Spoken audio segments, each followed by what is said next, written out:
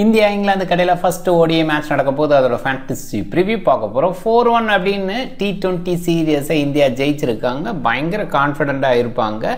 இருந்தால் கூட இந்தியாவில் கான்ஃபிடெண்ட்டாக இருக்கிறது கௌதம் கம்பீரா தான் இருக்கும். ஏன்னா இந்தியாவில் சில மாற்றங்கள் இருக்குது. ஆல்ரவுண்டர் சில பேர் இருந்தால் கூட பேட்டிங் யூனிட் மாறி இருக்குது. அந்த வகையில் இந்தியா இன்னும் பெட்டர் அவுட்புட் கொடுக்கணும்னு நினைப்பாங்க. இங்கிலாந்தை பொறுத்த வரைக்கும் கான்ஃபிடண்ட்டாக கொஞ்சம் டவுன் ஆனாலும் இந்த சீரியஸை பொறுத்தவரை அவங்க வந்தது சாம்பியன்ஸ் ட்ராஃபி ப்ராக்டிஸ் பேஸில் ஒன் டே சீரியஸுக்காகனே சொல்லலாம். T20 இதில் விளையாண்டாங்க. இருந்தாலும் அங்கே ஒரு சில நேரங்களில் ஃபைட் பண்ணாலும் சில நேரங்களில் சரண்டர் ஆகிருக்காங்க. அங்கே டேக்கவே பெருசாக யோசிக்க முடியாது. இங்கிலாந்தை பொறுத்த வரைக்கும் ஸ்பின்னர்ஸுக்கு எகென்ஸ்டாக தடுமாறுறதை நம்ம பார்க்குறோம். அந்த மாதிரியே இந்த சீரியஸும் தொடருமா அப்படின்னு பார்க்கணும். லாங்கர் ஃபார்மட்டு இங்கிலாந்து தாக்கு பிடிப்பாங்களா? இந்தியாவை பொறுத்த வரைக்கும் ஓரளவுக்கு இந்தியா கண்டிஷனில் பெட்டராக விளையாடுவாங்க. அப்படின்னாலும் ரீசெண்டாக இலங்கைக்கு எதிராக தோல்விகளை சந்தித்தாங்க. ஒரு சீரியஸே தோற்றாங்க. இங்கிலாந்து ரீசெண்டாக இந்த போட்டிகளில் 3 போட்டியில் தோற்றுருக்காங்க. அப்படின்ற அந்த இடத்துல ஈக்குவலாக தான் இருக்காங்க. இந்த சீரியஸ் எப்படி போக போகுது பேச வேண்டியது இருக்குது. இந்தியாவோட கேப்டன் ரோஹித்தா வர போகிறாரு, விராட் கோலி விளையாட போகிறாரு, ரவீந்திர ஜடேஜா மறுபடியும் வராரு. இந்த மாதிரி விஷயங்கள் இருக்கிறது அவங்களோட ஃபேன்ஸுக்கு பெட்டராக ஃபீல் பண்ண வைக்கும். February 6 1:30 PM மேட்ச் ஸ்டார்ட் ஆகுது. MSC Cricket 11 அப்படின்னு சர்ச் பண்ணி டெலகிராமில் ஜாயின் பண்ணிக்கோங்க. குழப்பம் இருந்ததுன்னா டாப் கமெண்ட்டில் லிங்க் இருக்குது, கிளிக் பண்ணி ஜாயின் பண்ணிக்கோங்க. XL11 சூப்பரான ஆப், ஸ்மால் லீக் ரொம்பவே பெஸ்ட்டாக இருக்குது. குறைவான கமிஷன் எடுத்துக்கிட்டு நமக்கு லாபங்கள் நிறைய தரதுனால இந்த வகையிலே ரொம்ப பெஸ்ட்டு. ஃபாஸ்ட்டாக இருக்க ஒரு ஆப்பாக இருக்கனால பயன்படுத்திக்கங்க. XL11 இன்ஸ்டால் பண்ணலைன்னா டாப் கமெண்ட் லிங்க் இருக்குது, கிளிக் பண்ணி இன்ஸ்டால் பண்ணி என்னோட ரெஃபரல் கூட பயன்படுத்த மறக்காதீங்க. இந்தியா இந்த 11ஓட போவாங்க அப்படின்னு எதிர்பார்க்குறோம். வருண் சக்கரவர்த்தி, ஹர்ஷித் ராணாவுக்கான வாய்ப்பு இருக்குது. அதுனா சாம்பியன்ஸ் ட்ராஃபி பிளேஸில் அவங்க இல்லை அப்படின்றதுனால மோஸ்ட்லி அவங்கள கன்சிடர் பண்ண மாட்டாங்க. அக்ஷர் பட்டேல், ஸ்ரேயாஸ் ஐயர், யசஸ்வி ஜெய்ஸ்வாலுக்கான வாய்ப்பு அப்படின்னு மட்டும் பார்க்கணும். எந்த இடத்துல இன்க்ளூட் பண்ண முடியும்? இப்போதைக்கு Rohit Sharma, Shubman Gill captain vice captain இவங்க 2 பேர் ஓப்பன் பண்ணுவாங்க. சுப்மன் கில்லை பொறுத்த வரைக்கும் இன்னிங்ஸை பில்ட் பண்ணுவார். ரோஹித் சர்மா ரீசெண்டாக அது குறைவாக இருக்குது அப்படின்னா கூட கண்டிப்பாக ஒன் டே ஃபார்மேட்டில் கிரேட் அப்படின்ற இடத்துல அவர் வைக்கணும். 3 முறை டபுள் செஞ்சுரிஸ் அடித்த பிளேயரு. இது யாருமே பண்ணாத ஒரு விஷயம். ஃப்யூச்சர்லாம் மாடர்ன் டே கிரிக்கெட்டில் இது நடக்கலாம். பட் ஒன் டே ஃபார்மேட்டில் அவ்வளோ எளிதான ஒரு விஷயம் கிடையாது. அந்த அரிய சாதனை அவர் படைச்சிருக்காரு. அந்த வகையில் கிரேட்னு தான் கண்டிப்பாக சொல்லி ஆகணும். சுப்மன் கில் ரீசெண்டாக செம ஃபார்மில் இருக்கார், நல்லா டச்சில் இருக்கார். விராட் கோலியோட ஃபார்ம் ஓரளவுக்கு ஓகே. ஒன் டே கிரிக்கெட்டில் ஓரளவுக்கு நல்லா தான் விளையாண்டுட்டு இருக்காரு. டெஸ்ட் கிரிக்கெட்டில் ரீசெண்டாக ரோஹித் சர்மா, விராட் கோலியோட தடுமாற்றத்தை ஷோ பண்ணாங்க எகென்ஸ்ட் ஆஸ்திரேலியா. ஈவன் இந்தியன் கண்டிஷன்லேயே அவங்க கஷ்டப்பட்டதை பார்க்கணும். இங்கே எப்படி அவுட்புட் கொடுக்க போகிறாங்க? ரிசர்வ் பண்ணிட்டு பாசிபிளாக இந்த இடத்துல எதிர்பார்க்குறோம். விக்கெட் கீப்பராக ராகுலில் சூஸ் பண்ண போகிறாங்களா, ரிசர்வ் பண்ணிட்டா அப்படின்ற அந்த கேள்வி வருது. ரிசர்வ் பண்ணிட்டு வெளியில் இருக்கிற பட்சத்தில் ஸ்ரேயாஸ் ஐயருக்கு ஒரு வாய்ப்பு அப்படிங்கிற மாதிரி பார்க்கணும்.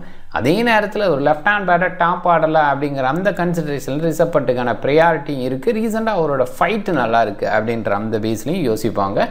KL ராகுல் டீசெண்டாக விளையாண்டுட்டு இருக்காரு. ஹார்திக் பாண்டியா ரீசெண்டாக T20 சீரியஸில் ஃபார்மை ஷோ பண்ணார். சில மேட்சஸில் பெஸ்ட் ஹிட்டிங்கவே ஷோ பண்ணார். பழைய ஹார்திக்கை இப்போ பார்க்க முடியல அப்படின்னாலும் ஒரு சில நேரங்கள் அது ஓகேவா இருக்குது.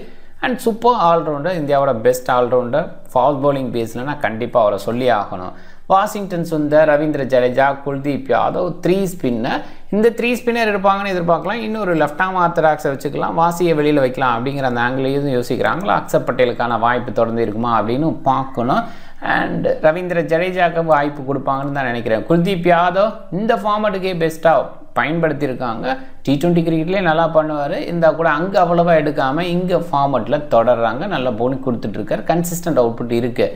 ஆஸ்தீப், முகமது சமி 2 பேஸை இந்த டீம் பொறுத்த வரைக்கும் 3 பேஸை அதில் ஒருத்தர் ஆல்ரவுண்டர் அப்படிங்கிற மாதிரி. ஸ்பின் பேஸில் 3 ஸ்பின்னு, அதில் 2 பேர் ஆல்ரவுண்டர் அப்படிங்கிற பேஸையும் நான் பிக் பண்ணியிருக்கேன். ஆன் டைமில் என்ன மாற்றங்கள் இருக்கும் அப்படின்னு பார்த்துக்கலாம். இங்கிலாந்து 11 அனௌன்ஸ்மெண்ட் கொடுத்துட்டாங்க. நீங்கள் குழம்பிக்க வேணாம் அப்படின்னே சொல்லியிருக்காங்க. Pen Duckett and salt open பண்ணுறாங்க. ரூட் இன்க்ளூஷன் இந்த டீமுக்கு பெரிய பாசிட்டிவாக பார்க்கணும். இவரை பொறுத்த வரைக்கும் செமையாக விளையாண்டுட்டுருக்கார். ரீசெண்டாக பால் ராயல்ஸுக்கு செலக்ட் ஆகி டாப் ஆர்டரில் T20யில் இறங்கினார். அங்கே சக்ஸஸ்ஃபுல்லாக இருந்தார்.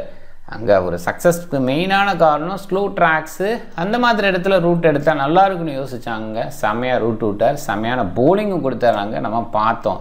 ஹாரி ப்ரூக்கு ரொம்ப சென்சேஷனாக யோசிக்கக்கூடிய பிளேயர் தான், பட் ஃபார்ம் பேஸில் ஓகேவாக இருக்கார், பெஸ்ட்டாக இல்லை அப்படிங்கிறத பார்க்குறோம். வருண் இல்லை அப்படின்ற வகையில் ஓரளவுக்கு உள்ளே வரலாம் அப்படின்னு தோணுது. ஜோஸ் பட்லர் ஓரளவுக்கு ஓகே, இந்தியன் கண்டிஷனில் இவர் எந்த அளவுக்கு விளையாடுவார் அப்படிங்கிற ஒரு கேள்வி வருது. ஏன்னா T20யில் இந்தியன் கண்டிஷனில் ரொம்பவே சூப்பரான நம்பர்ஸ் வச்சுருக்க ஜோஸ் பட்லர் ஒன் டே ஃபார்மேட்டில் அப்படி இல்லை அப்படிங்கிறதையும் நம்ம பார்க்குறோம். லியாம் லிவிங்ஸ்டோன் பவுலிங் பேஸில் பேட்டிங் பேஸில் ரெண்டு வகையிலையுமே யோசிக்கும்போது ஒரு கன்சிடரேஷனாக யோசிக்கலாம். ஆனால் ஃபார்ம் பேஸில் இன்னும் கொஞ்சம் டவுனாக தான் இருக்கார். பெத்தல் ரொம்பவே எதிர்பார்த்த பிளேயரு, இவன் சொல்லப்போனால் நிறைய பக்கம் இப்போ விளையாட ஆரம்பிச்சிட்டாரு. டாப் ஆர்டரில் ஒரு சக்ஸஸ் பண்ணுவார். இந்த ஆர்டர் எப்படி இருக்கும் அப்படிங்கிற ஒரு கேள்வி வருது. பிரைடன் காஸ் ரொம்பவே சூப்பராக இருக்கார், இங்கே நல்லா பண்ணிகிட்ருக்காரு. லேட் இன்க்ளூஷன் தான், ஆனால் அவுட்புட் பேஸில் பெஸ்ட் இன்க்ளூஷனாக இருக்குது. அண்ட் ஜோஃப்ரா ஆர்ச்சர் எதிர்பார்த்த பர்ஃபார்மன்ஸ், எதிர்பார்த்த போலிங் கொடுக்கல. ஆதில் ரஷீதோட போலிங் எதிர்பார்த்ததை விட ரொம்பவே சூப்பராக இருக்குது.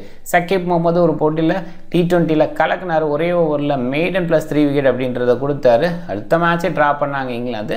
இருந்தால் கூட சக்கீப் முகமது கன்சிடரேஷன் இந்த போட்டியில் வச்சுருக்காங்க. கண்டிப்பாக டீசன்ட் பவுலர், எந்த டவுட்டுமே கிடையாது. நியூ பாலில் அந்த ஸ்விங் எபிலிட்டி இருக்குது. நாக்பூர் விதர்பா கிரிக்கெட் அசோசியேஷன் ஸ்டேடியமில் தான் இந்த போட்டி. மழைக்கான வாய்ப்பு இல்லை, கண்டிஷன் சூப்பராக இருக்குது, கொஞ்சம் ஹாட்டாக தான் இருக்கும். அந்த வகையில் பேட் ஃபஸ்ட்டு பண்ணணும்னு நினைப்பாங்க அப்படி யோசிச்சா. பட் இங்கே சேசிங் தான் ப்ரிஃபர் பண்ணுவாங்க. டியூ ஃபேக்டர் அப்படிங்கிறது சின்ன கன்சிடரேஷன். ரீசெண்டாக ஆன்டி டியூ ஏஜென்ட்ஸ் எல்லாம் யூஸ் பண்ணுறாங்க, அதனால் பெரிய ப்ராப்ளமாக இல்லை. இருந்தால் கூட அந்த சில்னஸ் ஆட் ஆகும்போது சேஸ் பண்ணுறதுக்கு கொஞ்சம் பெட்டராக இருக்கும். அண்ட் இந்த நம்பரும் அதை தான் சொல்லுது. 9 போட்டியில் 3 பேட் ஃபஸ்ட்டு 6 சேசிங் அப்படின்றத சொல்லியிருக்கு. அண்ட் ஓவராலாக சூப்பர் பேட்டிங் ட்ராக்கு. 288 பேட் ஃபஸ்ட்டுக்கான ஆவரேஜாக இருந்திருக்கு. 354க்கு 7 அப்படிங்கிற ஹை ஸ்கோரை இந்தியா பதிவு பண்ணியிருக்காங்க. 350 ஆஸ்திரேலியா அடிக்கும்போது கூட அதை ஈஸியாக சேஸ் பண்ணாங்க இந்தியா. ஸோ அந்த வகையில் கண்டிப்பாக super batting track, chasing preferable. Canada 123க்கு 10 அப்படின்னு அவுட் ஆயிருக்காங்க. ஸோ அதை விட்டுருவோம், அது செகண்ட் இன்னிங்ஸில் சேஸ் பண்ணும்போது. அண்ட் ஓவராலாக பார்க்கும்போது 300க்கு அபோவாக 3 டைம்ஸு, 250 அபோவாக 7 டைம்ஸ் வந்திருக்கு. இது கொஞ்சம் மைண்ட் பண்ண வேண்டியதாக இருக்குது. ஓவராலாக நல்ல பேட்டிங் ட்ராக் அப்படின்னு யோசிக்கலாம். ஸ்கோர் பேஸில் இண்டிவிஜுவல் ஸ்கோர்ஸ் ஓரளவுக்கு ஓகே. 11 செஞ்சுரிஸ் வந்திருக்கு. அதில் 2 செஞ்சுரி விராட் கோலி, 1 செஞ்சுரி ரோஹித் சர்மாட்டேருந்து வந்திருக்கு. நல்லா விளையாண்டுருக்காங்க. விராட் கோலியோட அந்த செஞ்சுரி 2008 ரேஞ்சில் வந்திருக்கு. ஸோ அதை நீங்கள் மைண்ட் பண்ணணும். இங்கிலாந்து இதுக்கு முன்னாடி இந்த பர்டிகுலர் கிரவுண்டில் விளையாண்டு ஜெயிச்சிருக்காங்க. இந்தியாவை பொறுத்த வரைக்கும் 50-50 அப்படிங்கிற ரேஞ்சில் தான் இருந்திருக்கு. பெரிய அளவில் ராசியான கிரவுண்ட் அப்படின்லாம் சொல்ல முடியாது. இருந்தால் கூட ஸ்ரீலங்கா கேக்ஸ் தோற்றுருக்காங்க அப்படின்னாலும் 350 அடித்த ஆஸ்திரேலியாவை ஜெயிச்சிருக்காங்க அப்படின்றவங்கள ஒரு சில இடங்களில் கான்ஃபிடென்ட்டையும் வச்சுக்கலாம். இந்த 2 டீமுக்கு இடையில இந்த மோதல் அப்படின்னு யோசிக்கும்போது இந்த பர்டிகுலர் கிரவுண்டில் ஸ்பின் பேஸில் பெட்டரான அவுட்புட் கிடச்சிருக்கு அப்படின்றதுனால இந்தியா ஜெயிக்கிறதுக்கான வாய்ப்பு அதிகமாக இருக்குது. ஏன்னா இங்கிலாந்து ஸ்பின்னர்ஸை ஹேண்டில் பண்ணுறதுக்கு கஷ்டப்படுறாங்க. இங்கே பார்க்கும்போது யூனிட்டில் ஜோஸ் பட்லர் ஓரளவுக்கு மேனேஜ் பண்ணுவார்னு சொல்லலாம். லிவிங்ஸ்டோனுக்கு ஓகேன்னு சொல்லலாம், பெஸ்ட்டுன்னெலாம் சொல்ல முடியாது. ஜோ ரூட்டும் ஜோஸ் பட்லரும் தான் ஸ்பின்னை மேனேஜ் பண்ணி நல்லா விளையாடக்கூடிய பிளேயர்னு சொல்லணும். மற்றபடி அவ்வளோ கிரேட்டாக ஸ்பின் ஹேண்ட்லிங் அவங்கள்ட்ட இல்லை அப்படின்னு சொல்லலாம். ஓரளவுக்கு இங்கிலீஷ் கண்டிஷன் அந்த மாதிரி கண்டிஷனில் விளையாண்ட பிளேயர்ஸ், ஸ்பின் ஹேண்டில் பண்ணுற பிளேயர்ஸ் இருக்காங்க அப்படின்னாலும் இந்த கண்டிஷனில் அவ்வளோ ஈஸி கிடையாது. பட் ஹாரி ப்ரூக் மாதிரி பிளேயர்ஸ் சில நேரங்களில் ஓகேவா பெஸ்ட் அவுட்புட்டை கொடுக்கலாம். குல்தீப் யாதவோட சில கூகுளிஸை ரீட் பண்ணிட்டார் அப்படின்னு சொன்னால் டெஃபினட்டாக ஹாரி ப்ரூக் மாதிரி பிளேயரும் பெட்டர் அவுட்புட்டை கொடுக்கலாம். இதெல்லாம் கொஞ்சம் யோசிக்க வேண்டியதாக இருக்குது. இந்த இடத்துல ஸ்பின் பேஸில் தடுமாற்றம் இங்கிலாந்து கொடுக்கறதுனால இந்தியாவுக்கான ஃபேவர் கொஞ்சம் அதிகமாக இருக்கிறதா ஃபீல் பண்ணுறேன். ஒருவேளை இந்தியா பேட் ஃபஸ்ட் பண்ணி பெரிய ஸ்கோரை போஸ்ட் பண்ணலாம். 300+ அப்படிங்கிறது எதிர்பார்க்குற ஒரு இடமா இருக்குது. அந்த மாதிரி இடத்துல இங்கிலாந்தோட தடுமாற்றத்தை ஷோ பண்ணலாம். ஒருவேளை இங்கிலாந்து ஃபஸ்ட் பேட் பண்ணாங்கன்னா ஒரு 280-270 ரேஞ்ச் ஸ்கோர் கொண்டு வர முடியும்.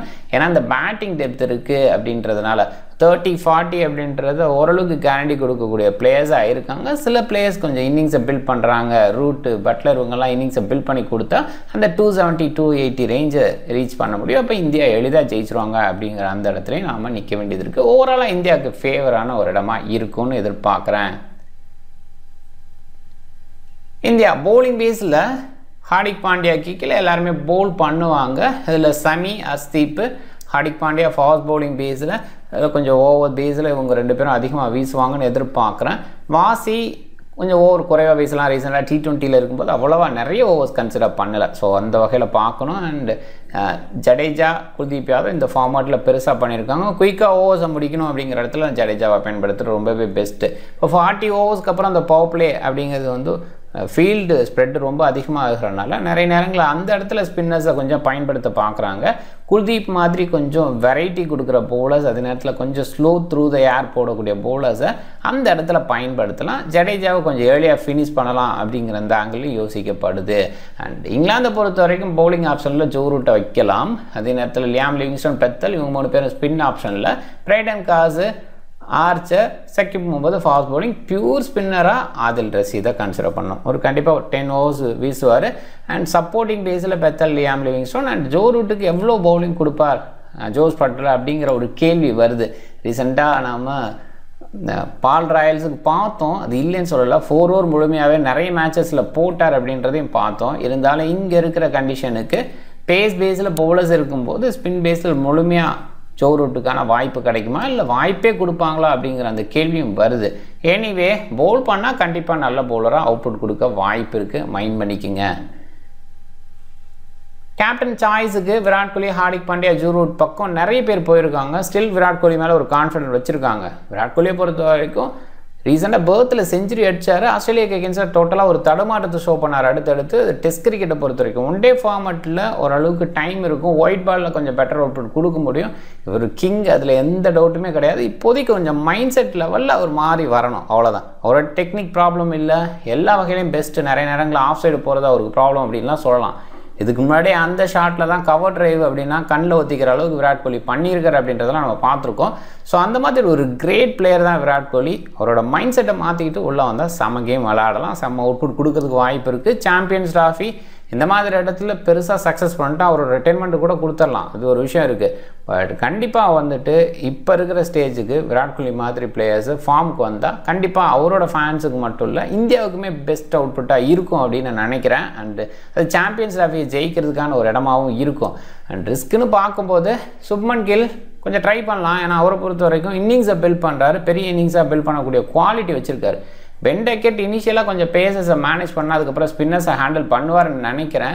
அண்ட் லியாம் லிவிங்ஸ்டோன்னு பார்க்கும்போது பவுலிங் பேட்டிங் ரெண்டுலேயுமே கன்சன்ட்ரேஷனாக பார்க்குறேன். ஸோ அண்டு பேஸ் பவுலில் பேஸில் 3 பேஸஸ் ஸ்பின்னர் பேஸில் தான் போவாங்க அப்படிங்கிற வகையில் இங்கிலாந்து ஃபர்ஸ்ட் பவுல் பண்ணுற மாதிரி இருந்தால் லியாம் லிவிங்ஸ்டன் ஒரு நல்ல கன்சிடரபிள். அண்ட் செகண்ட் ஹாஃபில் கொஞ்சம் பேட்டிங் ஸ்கோரும் கொடுக்க முடியும் அப்படின்றனால அவர் வந்து கன்சிடர் பண்ணலாம். சுப்மன் கில், கேஎல் ராகுல், பென் டெக்கெட் இவங்க 3 பேரும் இன்னிங்ஸ் பில்டர்ஸ்.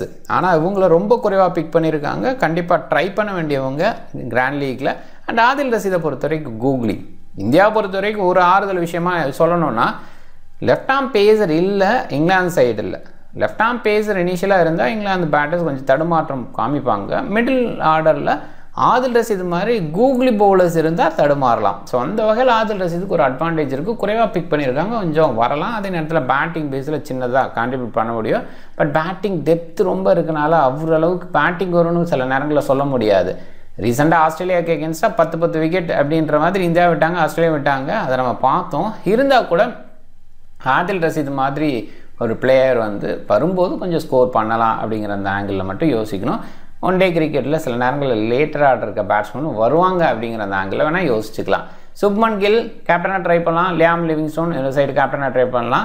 சேசிங் ப்ரிஃபரபிள், ஆப்வியஸாக டியூ ஃபேக்டர் கன்சிடரேஷன். அதே நேரத்தில் இதுக்கு முன்னாடி இருந்த நம்ம பேஸ்லேயும் சேசிங் தான் ப்ரிஃபரபிள். ஆன்டி டியூ ஏஜென்ட்ஸ் போடுறதுனால பெருசாக டியூ பேஸில் யோசிக்கணும்னா அந்த சில்னஸ் பேஸில் செகண்ட் ஹாஃப் கொஞ்சம் பேட்டுக்கு பெட்டராக வரும் அப்படிங்கிற அந்த எதிர்பார்ப்பு இருக்குது. டீம் கிரியேட் பண்ணலாம். பட்லர் அந்தளவுக்கு கிரேட்டாக இல்லை. இந்தியன் பேட்டிங் ஆர்டரை பேஸ் பண்ணி ஒரு விக்கெட் கீப்பர் எடுத்துக்கலாம். அதே நேரத்தில் விக்கெட் கீப்பராக கேஎல் ராகுல் இருந்தால் அது கண்டிப்பாக நல்ல கன்சிடரேஷனாக யோசிக்கணும். ரிசர்வ் பண்ணிட்டு டீசன்ட் கன்சிடரேஷன் அவர் க்ளோவ் ஒர்க் பண்ணுற மாதிரி தான் அவருமே கொஞ்சம் யோசிக்கலாம். பட்ல நான் மிஸ் பண்ணி கிராண்ட் லீக் ட்ரை பண்ணுறது ஓகேவா நான் பார்க்குறேன். இப்போதைக்கு நான் ரிசர்வ் பண்ண சைடு போகலான்னு நினைக்கிறேன். ரூட்டு ஆப்வியஸாக best choice. Virat Kohli confident இருக்குது, கொஞ்சம் இன்னுமே பெட்டர் அவுட்புட் கொடுக்க முடியும்னு நம்புகிறேன். கில்லு நல்ல சாய்ஸு, டக்கெட் டீசன்ட் சாய்ஸாக பார்க்குறேன். அண்ட் இனிஷியலாக ஆர்சிப்புக்கு கொஞ்சம் ட்ரபிள் ஆகிறாரு அப்படின்னு தோணுது. அதனால் ஆர்சிப் இருக்கிறப்ப டக்கெட் எடுக்கிறது கொஞ்சம் டஃப்பாக இருக்கும். அண்ட் ஜெய்ஸ்வால் என்ன மாதிரி கன்சிடர் பண்ணுறாங்கன்னு பார்க்கணும். ஹாரி ப்ரூக் நான் ஏற்கனவே சொன்ன மாதிரி ஒரு ட்ரம்பிக்காக கன்சிடர் பண்ணணும். ரீசெண்டாக ஸ்பின்னர்ஸுக்கு எகென்ஸ்டாக தடுமாறுறதுனால கொஞ்சம் யோசிப்பாங்க. இப்போயுமே குல்தீப்புக்கு எகென்ஸ்டாக எப்படி விளையாடுவார் அப்படிங்கிற கேள்வி இருக்குது. ஸோ எனிவே இப்போதைக்கு யோசிக்கலாம். பட் ஒன் டே ஃபார்மட் அப்படிங்கும்போது கொஞ்சம் பேட்டர்ஸ் அதிகமாக கவர் பண்ணி எடுத்துகிட்டு போகிறது பெட்டர். ஒரு பால் இல்லாட்டி அடுத்த பால் அடிக்கலாம் அப்படிங்கிறதுக்காக பதுங்கி போவாங்க. அப்போது நிறைய ஸ்கோர் வர்றதுக்கு வாய்ப்பு இருக்குது.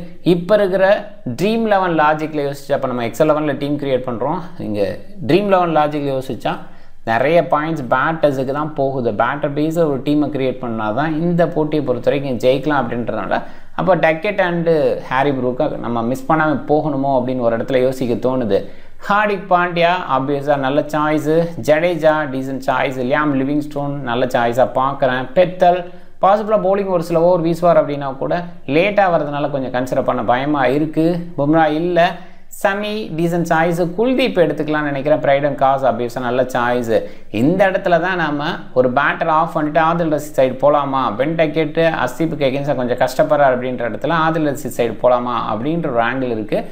ஆர்ச்சர் ஆப்வியஸாக இப்போ கொஞ்சம் ஃபார்மில் டவுனாக இருக்கிற அப்படின்னால கொஞ்சம் மிஸ் பண்ண வேண்டியதாக இருக்குது. சக்கீப் போகும்போது கொஞ்சம் யோசிக்கலாம். இருந்தால் கூட எல்லா போட்டிலையும் அந்த ஒரு ஓவரில் 3 விக்கெட்டுங்கிற மாதிரி ரேஞ்சில் யோசிக்க முடியாது. ஓரளவுக்கு டீசன்ட் பவுலிங் கொடுத்துட்ருக்காரு அப்படின்றவங்கள ஒரு சில இடங்களில் கன்சிடர் பண்ணுங்கள். இப்போதைக்கு இந்த டீமை கொஞ்சம் பேட்டிங் பேஸ்லேயே ட்ரீம் 11 கிரியேட் பண்ணுங்கள். இங்கே கொஞ்சம் எப்பயுமே ரெகுலராக ஃபார்ம் பண்ணுற மாதிரி ஃபார்ம் பண்ண ட்ரை பண்ணுங்கள். ரூட் வந்து captain, vice captain Hardik Pandya. So பண்ணிக்கிறேன். டீம் பாருங்கள். நீங்கள் டிஃப்ரெண்ட் டீமை ட்ரை பண்ணுங்கள். இது என்னோடய டீமு, கிராண்ட் லீக் டீமு. நீங்கள் கொஞ்சம் ஸ்மால் லீக்குக்கு ஒரு பேஸில் என்ன ஐடியா வச்சுருக்கீங்களோ அதை பேஸ் பண்ணி ட்ரை பண்ணுங்கள். நான் வந்து 1/10க்கு நிறைய நேரங்களில் ட்ரை பண்ணுறதுனால கொஞ்சம் ரிஸ்க் இருக்கும். ரிஸ்க் இருக்கிற டீம் வேணும்னு நினச்சிங்கன்னா ஒரு சில மாற்றங்கள் செய்யுங்க. கேப்டன் வைஸ் கேப்டன் மாற்றம் செய்யுங்க. கண்டிப்பாக கிராண்ட் லீக்கு க்ளோஸாக உங்களால் போக முடியும். டிஃப்ரெண்ட் டீமை ட்ரை பண்ணுங்கள். அந்த வீடியோ பிடிச்சிருந்தா லைக் பண்ணுங்கள், உங்கள் ஃப்ரெண்ட்ஸுங்களுக்கு ஷேர் பண்ணுங்கள். சேனலை சப்ஸ்கிரைப் பண்ண மறக்காதீங்க. மிக்க நன்றி.